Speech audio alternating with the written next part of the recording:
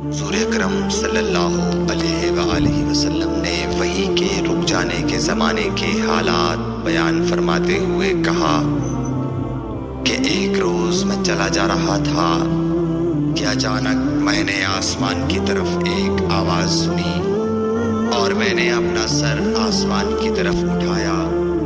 کیا دیکھتا ہوں کہ وہی فرشتہ جو میرے پاس غار حرا میں آیا تھا وہ آسمان و زمین کے بیچ میں ایک کرسی پر بیٹھا ہوا ہے۔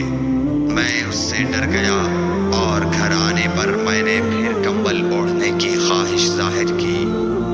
اس وقت اللہ پاک کی طرف سے یہ آیات نازل ہوئی، اے لحاف اوڑھ کر لیٹنے والے، اٹھ کھڑا ہو اور لوگوں کو عذاب الہی سے ڈرا، اور اپنے رب کی بڑائی بیان کر، اور اپنے کپڑوں کو پاک صاف رکھ اور گندگی سے دور رہ۔